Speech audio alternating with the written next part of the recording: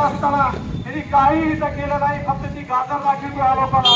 आणि काही 3-4 जण कार्यकर्ते गावात सोडले तर ते चौथा कार्यकर्ता या गावात नाही. काय दुर्दैव आहे त्याच्यात.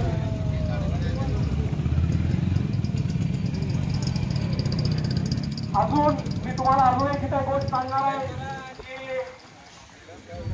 आम्ही इथे सर्व ठिकाणी निवेदन दिले होते.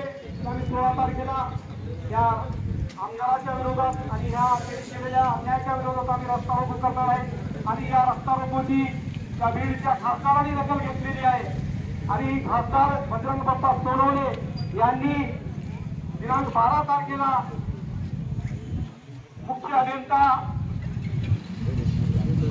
सार्वजनिक बांधकाम प्रादेशिक मंडळ छत्रपती संभाजीनगर आणि अधीक्षक अभियंता धाराशिव यांना पत्र पाठवून ही कार्य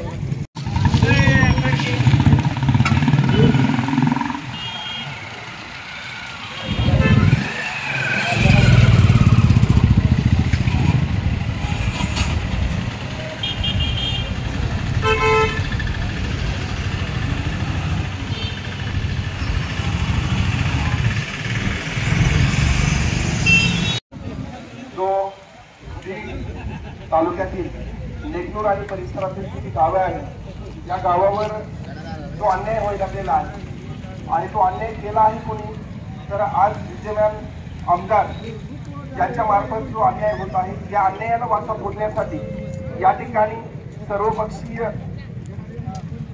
गावातील लोक रस्त्यावर उतरलेले आहेत. खरं पाहता रस्त्यावर उतरण्याची आमची इच्छा नाही, कारण या ठिकाणाहून जाणाऱ्या येणाऱ्या लोकांना नाहक त्रास होऊ नये हा आमचाही उद्देश आहे. परंतु नाक दाबल्याशिवाय तोंड उघडत नाही ही जी मन आहे, म्हणून नाविलाजाने आम्हाला या ठिकाणी हा रस्ता रोको करावा लागतो. म्हणून सर्वप्रथम मी प्रशासनाला विनंती करेन की जर आमचे गाव जसे होते तसे पूर्ववत जर लवकरात लवकर केली तर आम्हाला परत दुसरे आंदोलन करण्याची आवश्यकता पडणार नाही. म्हणून या ठिकाणी मी प्रशासनाला विनंती करतो की आमची जी मागणी आहे, कारण या ठिकाणी लेकनूरकरांना ही गोष्ट कळालेली नाही, फक्त काय गृहीत असं धरलं जातं की कुठल्या तरी पक्षाचा हा रस्ता रोको आहे, हा पक्षाचा नव्हे. उद्या जर तुम्हाला एखादं काम आहे, बांधकाम विभाग असेल त्या ठिकाणी तुम्हाला जर काम करायला जायचं असेल तर बीड 25 किलोमीटर आहे, तर इकडे आपलं अंबाजोगाई 80-85 किलोमीटर आहे. आणि बीडला आपले प्रत्येक गोष्टीचं काम असतं, आपण करत करत ते कामं करून येऊ शकतो. आणि त्यासाठी जर त्यांच्या स्वतःच्या फायद्यासाठी जर त्यांनी अशा गोष्टी करत असतील तर निश्चितपणे अन्यायकारक आहे. आणि असे प्रतिनिधी जर आपण यानंतरही जर असेच लोक आपण निवडून देत राहिलो तर आपण मुख्यांचा माल मुख्यपणाने सहन करणे याला असं म्हणतात.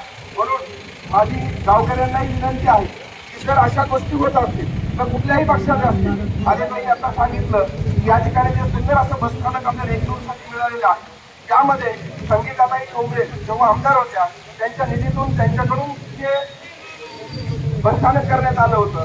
परंतु माझं नाव व्हावं, मला श्रेय मिळावं म्हणून बऱ्याच वेळा आपल्याकडे हे केलं जातं. परंतु माझी परत आणखी विद्यमान आमदारांनाही विनंती आहे आणि प्रशासनालाही विनंती आहे की आमचे पूर्वज गाव होते जसे आहेत तसेच ठेवावेत एवढीच विनंती करतो. आणि सर्वांना या ठिकाणी धन्यवाद देतो. आणि प्रशासनाचे वतीने पोलीस अधिकारी आणि इतर अधिकारी आहेत त्यांचे धन्यवाद मानतो.